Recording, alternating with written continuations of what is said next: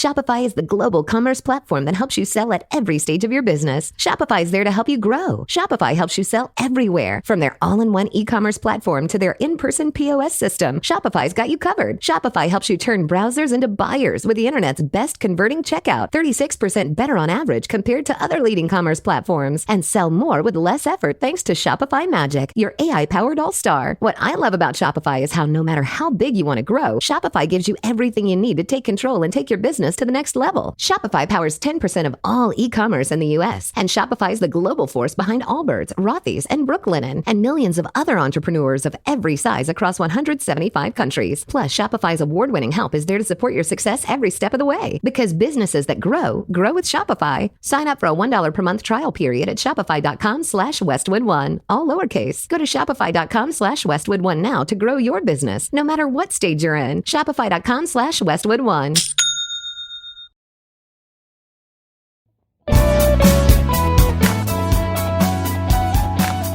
Hey there, listeners. Welcome to Shit That Goes On in Our Heads, the podcast where we normalize conversations around mental health.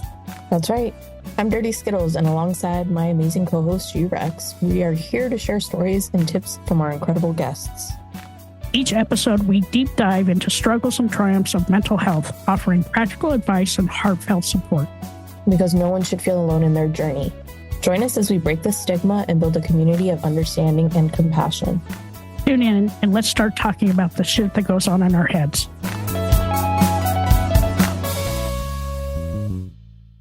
Three, two, one. Welcome back to another episode of Shit That Goes On in Our Heads. Today, I have my amazing co-host, Dirty Skittles, and we have an awesome guest. We have Krista with us today. Thank you so much for joining us. Welcome. Hello. Thank you for having me. I am thrilled to be here.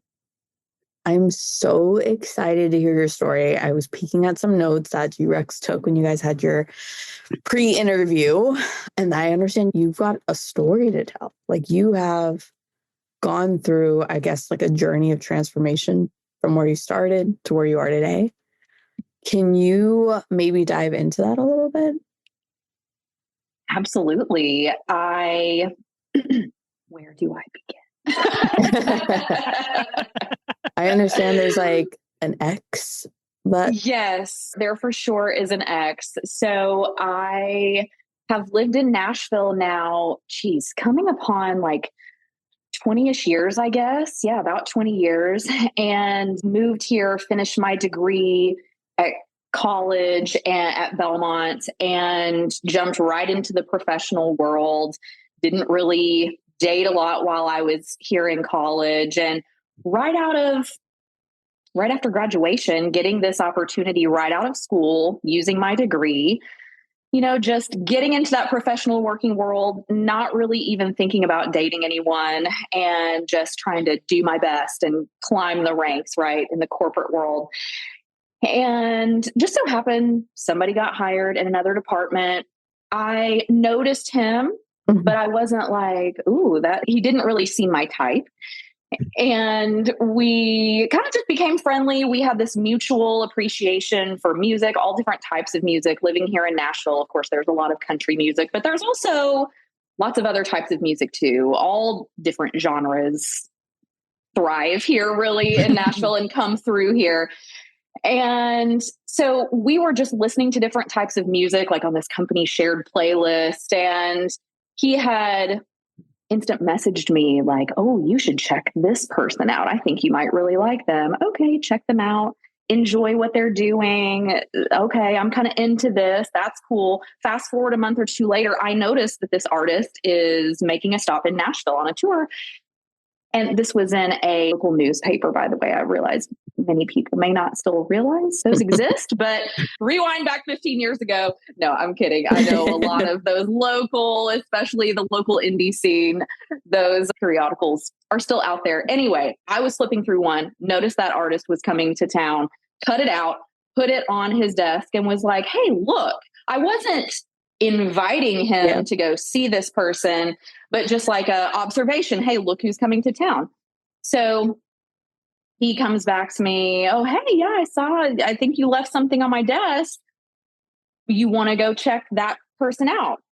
Okay, sure. Fine. Sounds like a good idea. Again, just seems like a friendly hang, right? Well, this concert is a month or so away. So over that period of time, it goes from, oh, we're just kind of meeting out to now coworkers are hearing that we're meeting out. And it kind of becomes this little buzz. Oh, is this a date? What's going on? So it essentially becomes a date. He never asked me on the date, but people are like, is it a date? I don't know. Does he want it to be a date? I guess it could be a date. He doesn't really seem like my thing, but I don't know. Let's just see where it goes. If he wants it to be a date, it can be a date. So it kind of becomes a date. We go, we have fun. I have more fun than I expect that I'm going to have. And a week or two later, it's like, oh, it kind of seems like maybe we're a thing. So we date, we have lots of fun, we find lots of common interest, and we date for, about a year or so. And then next thing you know, there's a ring. And like just kind of the natural progression of things, right? And two, I'm thinking like, oh my gosh, I've always been a very loyal person. And like when you're my person, you're my person. In high school and even before I had moved to Nashville in college when I was dating, like I've never been the cheating type. I've never been even like, ooh, what's this over here? I've been a very loyal person. And so certainly throughout that dating relationship, that's where I was. That's where my head was. And I'm imagining a future with this person. Like life's too short. Why, if I wasn't in this, I would have cut ties months ago. Right. So anyway, he proposes, we get married, and I'm thinking I'm riding off into the sunset with my, perfect Prince Charming. Let's find that house on the outskirts of Nashville with the little white picket fence and, maybe in a couple of years, talk about a family and all of this. So we get married and I'm, like I said, thinking that's what the plan is. And I kind of branch out off on my own professionally. I had just gotten to the point where I wasn't feeling fulfilled in that job position. And he had supported me in like breaking off and doing my own thing. He stayed there for a little bit. While doing my own professional thing, I then did get another career opportunity, which was something that I felt like I couldn't turn down. And it was really in line with my passion. He had then since also moved on into another career path. And something I'd noticed with him was he was always kind of redeciding what he wanted to be, like reinventing himself professionally. For me, I kind of knew what my next steps were, kind of like where I was looking to go and what I wanted to do. For him, it always seemed like, oh, well, this year I'm going to be a customer service professional. And this year I'm going to be a sales professional. And this year I'm going to be doing printing services. And then this year I'm going to be a mortgage loan originator, which that's ultimately doing mortgages is where he stayed for a while.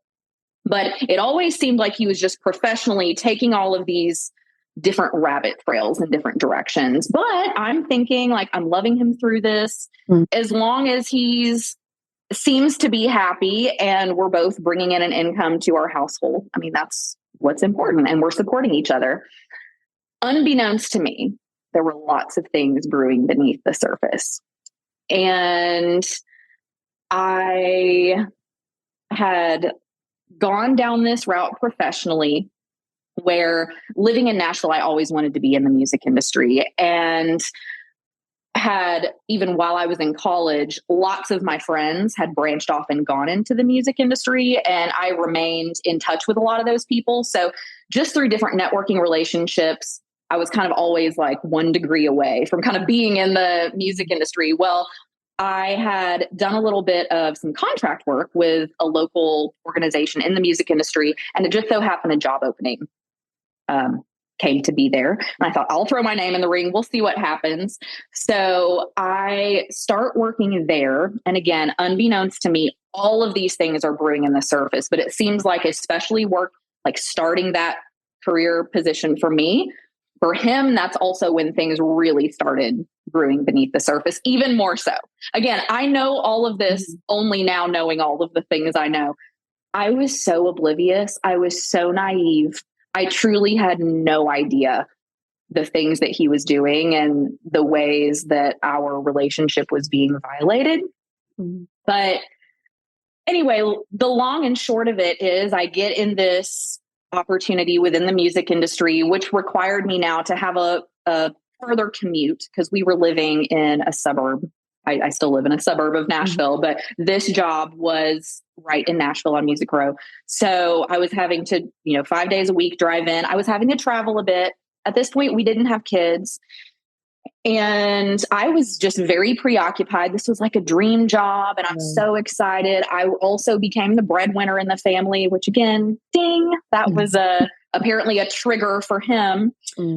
And whereas in my position, I'm thinking, well, this is great. Like, this isn't a race or a competition of who is the highest income earner. This is who is, like, we all need to be bringing in money for the household so that we can plan for our future, plan for that family, plan to buy that house with a white picket fence that I thought we both wanted. Right. So anyway, fast forward, I am in the throes of a project, like really just preoccupied with work. And I'm starting to notice some things with him, though, when I am home. Like, he would take his phone and kind of shield it from me when we'd be sitting on the couch. And I'd be like, what are you doing? Oh, I'm just playing a game. Well, you don't need to hide your phone from somebody when you're playing a game, right? But in my mind, I'm thinking, oh, okay, well, that's kind of weird. And at one point, too, I even asked him, like, hey, can I see your phone? Sure. He let me look through his phone, couldn't find anything.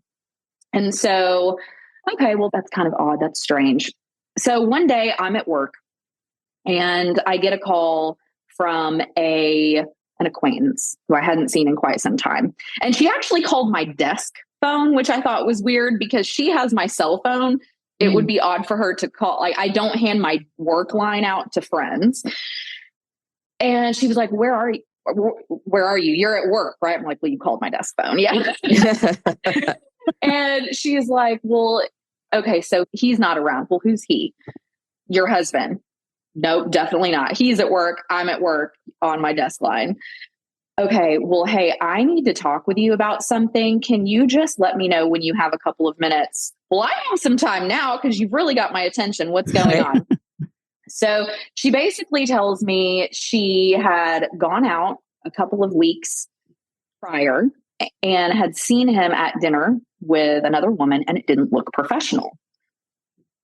Okay, that takes a lot of guts for somebody to call. Right. We're not super close, but like, it takes a lot of guts to say, hey, I'm noticing something. You just want you to be aware. And okay, well, thank you for that information. I am scathing now. Like, what the heck? Yeah. I confront him as soon as I get home, and well, she doesn't know what she's talking about. And, I don't know what she thinks she saw.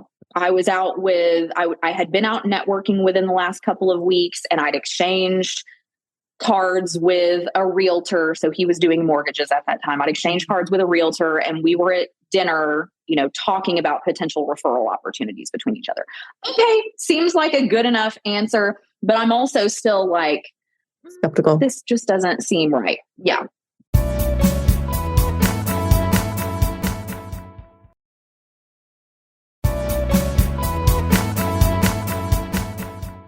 The red flag had been up, but now it's up a little higher. But I'm also just like, I don't have any hard evidence to pin on him, right?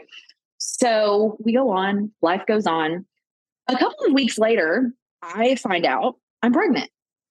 And very happy. Like, there's no good time to have the job change, buy the house, have the baby, right? And so I'm just elated and not knowing what I'm getting into, of course.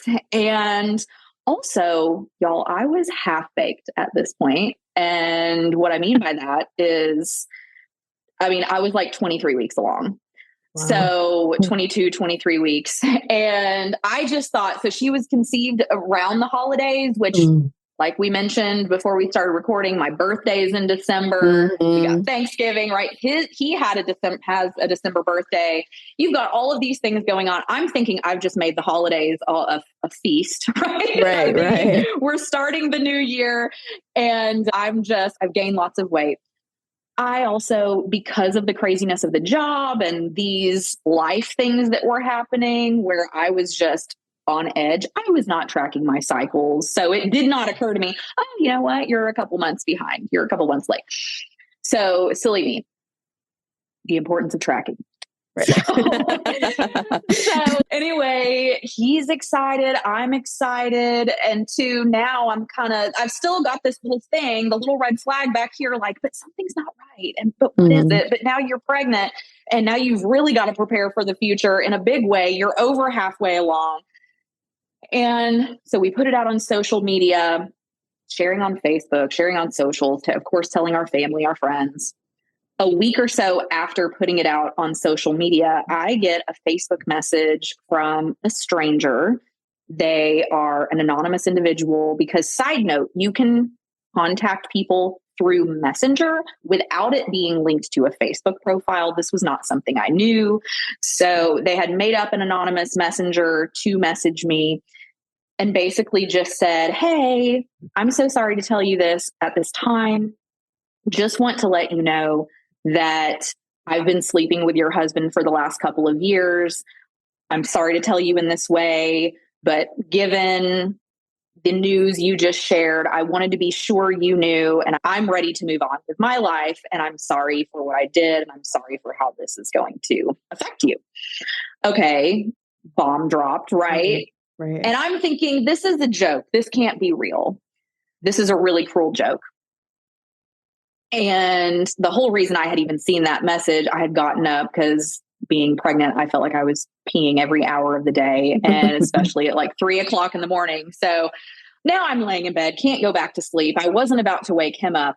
I message this person and just say, if this is true, prove it. There must be some evidence. So prove what you're saying. So the next day comes along, I'm out at a site visit with some coworkers, and I get another message from this person. And now they've shared pictures. And it's not pictures of them together, but it is pictures he has sent her. And very clearly, he sent her dick pics. And it's like, oh yeah, I recognize that mole. Okay. And well, that's his hand. And that's his wedding band. And those are our bed sheets very clearly. Like I picked that damask, however you say it, that pattern of those bed sheets, not something you can just buy. And we weren't even using AI at that time. But I'm sitting here, my mind is like, how can I make this not real? Like she sent this to me and this cannot be real. But it is. I'm having this exchange with this person. And so I tell my coworkers, I've got to go. I'm going through something personally. I'm packing up. I need to go talk with my husband. I guess I'll be on later. I don't know. I might not be available. I'm sure I'll be back tomorrow, but I've got to go. So I call him and just demand he meets me at the house immediately. He comes home. I confront him with what I found. I show him the pictures. He immediately starts spoon feeding me the BS. Like, master. Like, I've got to give him credit because the stories that he could just come up with out of nowhere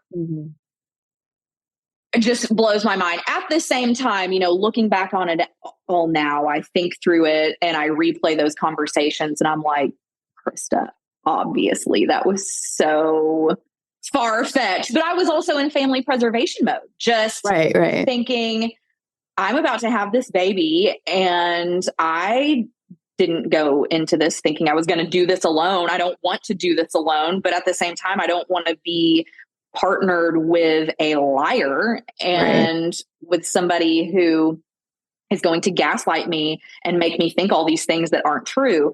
So anyway, he tells me that somebody's playing a joke on him and it's a really cruel joke. And, he's so sorry that this has affected me, but this is not real. he was feeling really low because his dad had passed away earlier within that year. And ever since then, he had just struggled with, self-confidence. But meanwhile, I was the one initiating intimacy with him and getting declined. I mean, I must have been fertile myrtle, truly, because I can count on like one hand the number of times it took to conceive this sweet baby. And he was constantly like, oh, I just don't feel it, not right now, not ready. But his story was he was lacking such self-confidence that he had taken pics of himself, put them on this, I guess there was a Reddit thread or some type. I am not well versed in Reddit and the world of Reddit, but apparently there's some type of area, rate my penis, there's all of these like rate my eyes, rate my. Yeah. Is it weird that I know exactly what you're talking about? I don't know. Yep, it's a thing. It's a thing. Got it. So he, in order to hear from people, like I guess get his ego, fluffed up, he put these photos on there supposedly to get rated. And he's sorry. Clearly, he made a comment in another forum that somebody didn't like, and they somehow traced his Reddit handle from a thread about Game of Thrones or football over to this rate my penis thread and decided to blackmail him or troll him and like turn me against him, telling these lies. Y'all, I mean, this is that must have been a mess. one hell of a comment that he left to piss somebody off, that they were like, got you. Yeah.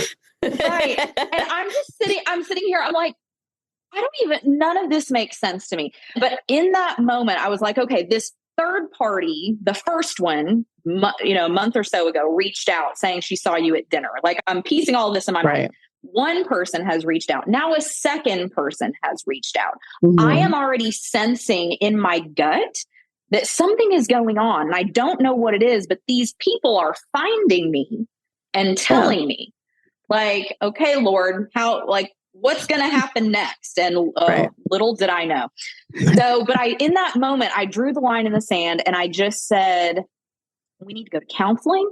You need to go to counseling. We need to get this figured out and I'm like holding my pregnant belly and I'm just like, I don't want to do this alone, but I'm telling you right now, if anything else happens, if I find out, I'm giving you a chance for us to go sort this out together. But if anything else comes along that's like these two things that have these two people who've contacted me, anything else comes out of the woodwork, I'm probably going to be out of here. Right. And I drew that line in the sand and I said, do you have anything else to tell me? No, nothing else to tell me. So, okay, fast forward. That was like February of 2018. So fast forward to July, our daughter was born July of 2018.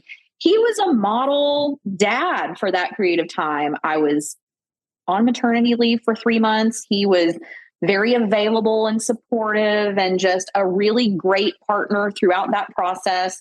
I was also so preoccupied with just keeping this human alive, that I don't know what red flags were or weren't there because he was just not on my radar. It was all about this baby and trying to take care of myself.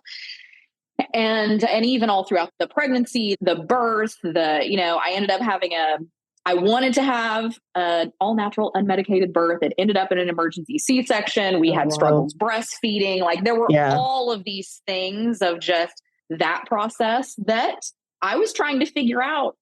I have no clue what may have been happening in his world that I never even found out about at that point. Yeah.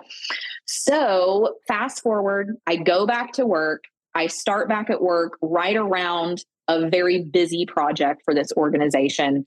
So again, my priority is daughter and work and him, right? as I can. So I noticed another red flag or two. I had gotten on his computer around the holidays and I noticed him. I looked through his history. I noticed him accessing porn. And I'm just like, well, that's funny because, I'm over here keeping this human alive with leaky boobs and I'm initiating intimacy with you when really it's the last thing I want to do, really. Mm-hmm. But I'm also trying to preserve our relationship and I'm being declined. And meanwhile, I don't know. I mean, I guess leaky boobs aren't very attractive, but you're doing. I was going to say he wasn't on that subreddit, leaky boobs. No, not leaky boobs. Hashtag leaky boobs. So, yeah, I'm like, people don't just watch porn. Like you're doing something, right. And I'm inviting you to. And being turned away.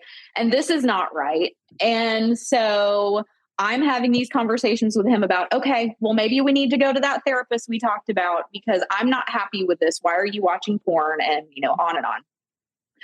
Once again, just scratching the surface. So fast forward now to the beginning of the year. So early 2019, I'm at my office. Now I get a call from a local sheriff's office. Okay, I'm going to pick that up. So I pick up, it's a local detective asking me if I know that my husband is under criminal investigation. Oh, shit. That fucking took a turn. Hi, all. Thank you so much for listening to this episode. I'm G-Rex. And I'm Dirty Skittles. Don't forget to subscribe, rate, and review this podcast. We'd love to listen to your feedback. We can't do this without you guys. It's okay to be not okay. Just make sure you're talking to someone.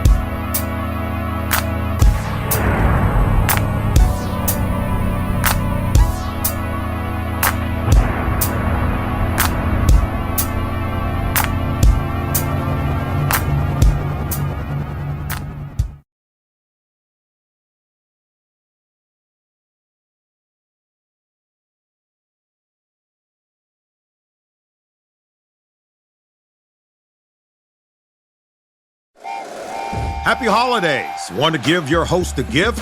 Consider subscribing, rating, and reviewing the show this holiday season. It really helps the show grow. From all of us at Believe, have a Merry Christmas, everyone, and a Happy Holiday.